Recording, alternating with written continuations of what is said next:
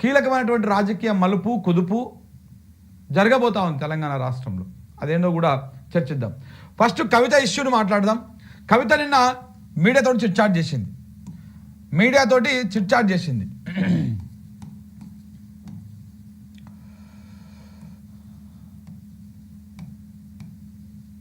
Chit-chat అనలే మనం, ఎట్లా ఎంత అంటే ఒక మంటలు పుట్టించేటువంటి వ్యవహారం ఇది. కవిత చిట్చాట్ చేసింది నిన్న. చిట్చాట్ చేస్తూ ఆమె మాట్లాడినటువంటి మాటలు, ఆమె చేసినటువంటి వ్యాఖ్యలు, ఇది ఎవరికి అనుకూలంగా ఉన్నాయి, ఎవరికి వ్యతిరేకంగా ఉన్నాయి, ఏ రకంగా ఉన్నాయో ఒకసారి మనం మాట్లాడేటువంటి ప్రయత్నం చేద్దాం. ఆమె చేసేటువంటి ప్రధానమైనటువంటి వ్యాఖ్యలలో ఒకటి, ఫస్ట్ ఆమె ప్రధానంగా తీసుకున్నది మీడియా అంటే అసలు వాస్తవానికి ఆంధ్రజ్యోతి అనేటువంటి పత్రిక గత వారం రోజుల నుంచి 23 తారీఖు నుంచి నిన్నటి దాకా ఇవాళ కూడా రాసింది. మొత్తము 10 రోజుల నుంచి కవిత మ్యాటర్నే పట్టుకున్నది, కవిత ఇష్యూనే పట్టుకున్నది. కవితను రెచ్చగొట్టేటువంటి విధంగా ఆమె కథనాలు రాయడం జరిగింది. ఆయన ఏబీ ఆంధ్రజ్యోతి కథనాలు రాయడం జరిగింది. ఇవన్నీ తప్పు అని చెప్పేసి, ఫేక్ అని చెప్పేసి ఆమె ఖండించింది. కానీ ఆ ఖండనలో కూడా నిన్నటి మీడియా చిట్చాట్ తర్వాత ఒక అనుమానం వస్తుంది. అసలు వార్తలు రాసిన తర్వాత అది ప్రచారం అయిన తర్వాత ఖండించడము, ఈ అన్నిటి వెనకాల ఒక అనుమానం ఉంది. దాంతోపాటు నిన్న మీడియా చిట్చాట్ ఏర్పాటు చేయడం, ఏ మీడియా తప్పుడు కథనాలు రాస్తుందని, బీఆర్ఎస్ పార్టీకి డ్యామేజ్ చేస్తుందని కవిత ఫీల్ అయిందో అదే మీడియాతోటి ఆమె మళ్ళీ చిట్చాట్ చేసి చాలా సంచలనమైనటువంటి వ్యాఖ్యలు చేశారు. ఆ చిట్చాట్ ఎందుకు చేయాల్సి వచ్చింది, దేనికోసం చేయాల్సి వచ్చింది, ఈ అంశాలను కూడా ప్రధానంగా డిస్కస్ చేద్దాం మిత్రులారా. ఫస్ట్ ఆమె ప్రధానంగా మాట్లాడింది, నా లేఖ లీక్ చేసింది ఎవరు,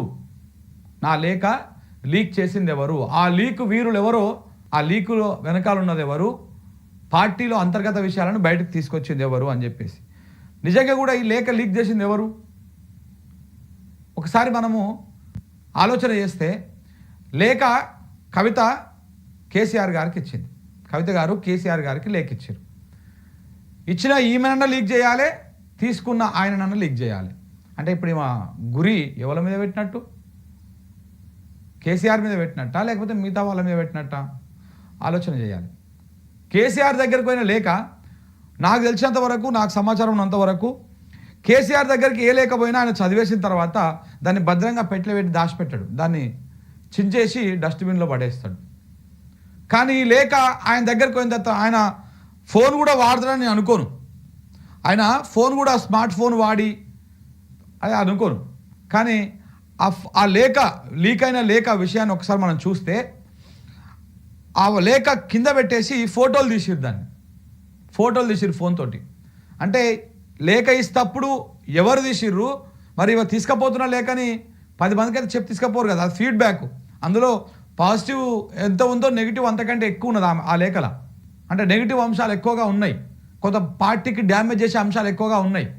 సో కాబట్టి అంత సున్నితమైనటువంటి అంశాన్ని 10 మందికి చెప్పి తీసుకపోరు. ఒకవేళ కేసీఆర్ గారికి అది ఇచ్చినా కానీ ఆయన కూడా 10 మందికి చూపించి ఇవాళ టేబుల్ మీద పడేసేటువంటి వ్యవహారం అయితే ఉండదు. చూసి దాన్ని చింపేసి డస్ట్బిన్లో పడేస్తాడు. మరి ఆ లేఖ లీక్ చేసింది ఎవరు? అది కూడా పర్టికులర్గా ఒక టైంలో అమెరికాలో కవిత గారు ఉంటారు, అమెరికా నుంచి ఇండియాకి రావడానికి ఫ్లైట్లో వస్తుంటారు. ఆమె ఆ ఫ్లైట్కి ఎయిర్పోర్ట్కి వెళ్ళే ముందే ఆ లేఖ లీక్ అయింది. ఆమె ఎప్పుడైతే అక్కడ 4:35 ఆ ప్రాంతంలో ఎయిర్పోర్ట్కి వెళ్ళే ముందే లేఖ లీక్ అయింది.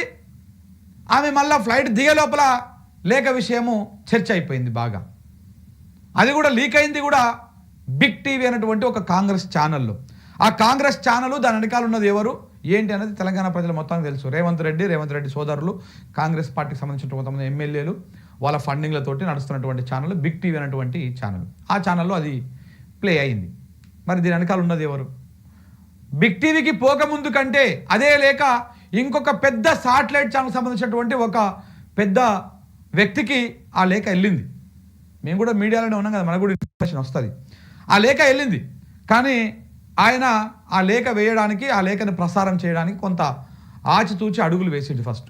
తర్వాత బిగ్ టీవీ వాళ్ళు వేసినాక అందరు బ్రేక్ చేసారు అది. సో మరి లేఖ లీక్ చేసింది ఎవరు? ఇక్కడ తెలుసు, అంతరాత్మకు తెలుసు. ఎవరు లీక్ చేసిరో వాళ్ళకి తెలుసు, ఎవరు మాట్లాడుతున్నారో వాళ్ళకు కూడా తెలుసు. కానీ దాన్ని పట్టుకొని ఇవాళ ప్రధానంగా టార్గెట్ చేసి రాజకీయం చేస్తున్నట్టుగా స్పష్టంగా కనపడతా ఉన్నది. లేఖ లీక్ చేసింది ఎవరు అనే దాని మీద ఆమె నిన్న ప్రధానంగా మాట్లాడింది. దాని తర్వాత నా మీద తప్పుడు ప్రచారాలు చేస్తున్నారు, ఈ లేఖ లీక్ అయిన తర్వాత నా మీద తప్పుడు ప్రచారాలు చేస్తున్నారు, కొంతమంది పెయిడ్ ఆర్టిస్టులను పెట్టేసి నా మీద సోషల్ మీడియాలో పోస్టులు పెట్టిస్తున్నారు అని చెప్పేసి మాట్లాడారు. నాకు తెలిసి బీఆర్ఎస్ పార్టీ కానీ బీఆర్ఎస్ పెద్ద పెద్ద హ్యాండిల్స్ కానీ లేకపోతే పెద్ద పెద్ద బీఆర్ఎస్ పార్టీలో చాలామంది సోషల్ మీడియాలో పెద్ద పెద్ద హ్యాండిల్స్ ఉన్నాయి. వాళ్ళ హ్యాండిల్స్ అలాగా ఎక్కడ కూడా పెద్దగా కవిత మీద నెగిటివ్గా అయితే పడలే. ఒకరిద్దరు ముగ్గురు ఎన్నో కొంతమంది సాధారణ కార్యకర్తలు కొంత ఆవేశం ఉంటుంది ఎవరికైనా, అలా పార్టీ నాయకున్నో పార్టీకి డ్యామేజ్ చేసే విధంగా ఎక్కడైనా ఏదైనా ఉంటే తప్పకుండా ఆవేశం ఉంటుంది. అట్లా కూడా ఆమెను కార్నర్ చేస్తూ ఏం మాట్లాడలే, సరి చేసుకోవాలి, ఇతరులకు అవకాశం ఇవ్వకూడదు అన్నటువంటి విధంగా పోస్టులు పెట్టడం ఇట్లాంటివి కొన్ని జరిగినాయి. అట్ ద సేమ్ టైం మళ్ళీ దానికి కౌంటర్గా కవిత వర్గం నుంచి కూడా పోస్టులు ఇట్లాంటివన్నీ కూడా వచ్చేసినాయి. కానీ ఒక సోషల్ మీడియాలో వస్తున్నటువంటి ఒక చిన్న పార్టీ ప్రచారానికి కవిత ఇంత ప్యానిక్ అయిపోయేటువంటి అవకాశం ఉంటుందా అనేది ఇక్కడ పాయింట్. సోషల్ మీడియాలో చాలా చర్చ జరుగుతుంటుంది, మంచి వస్తుంది, చెడ్డ వస్తుంది, అబద్ధాలు వస్తాయి, లంగముచ్చట్లు వస్తాయి, దొంగ ముచ్చట్లు వస్తాయి, ఉన్నదానికి ఇంత కలుపుతారు, అసలు విషయాన్ని దాచిపెడతారు, రకరకాలుగా ఉంటుంది. అలా సోషల్ మీడియా అనేది కేవలం సత్యాలను మాత్రమే ప్రచారం చేసేది కాదు, చాలా విషయాలు అందులో. ఇప్పుడు ప్రభుత్వంలో ఉన్నటువంటి వాళ్ళు అబద్ధాలను మాత్రమే ప్రచారం చేస్తున్నారు.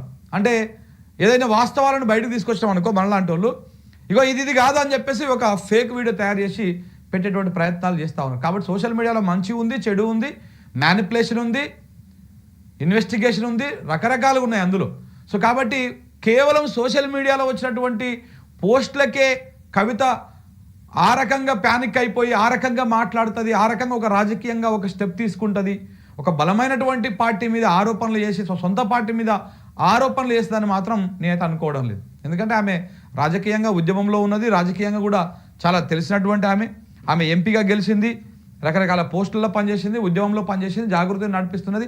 ఇంత అవగాహన ఇంత ఉన్నటువంటి ఒక వ్యక్తి ఆమె ఈ రకంగా చిన్న సోషల్ మీడియాలో వచ్చినటువంటి పోస్టులకు ప్యానిక్ అవుతుందని అనుకుంటే మాత్రం కష్టం అది. ఎందుకంటే ఆమె అధికారంలో ఉన్నప్పుడు, బీఆర్ఎస్ పార్టీ అధికారంలో ఉన్నప్పుడే ఇదే కవిత మీద చాలా రకాలుగా పోస్టులు పెట్టారు, ఇదే కేసీఆర్ మీద చాలా రకాలుగా పోస్టులు పెట్టారు, ఇదే కేటీఆర్ మీద చాలా రకాలుగా పోస్టులు పెట్టారు, సంతోష్ రావు మీద, హరీష్ రావు మీద, మిగతా పార్టీ నాయకుల మీద, చాలామంది మీద ఇప్పుడు ప్రభుత్వం మీద జరిగిన దానికంటే 3 ఇంతలు ఎక్కువ జరిగింది వీళ్ళు అధికారంలో ఉన్నప్పుడు.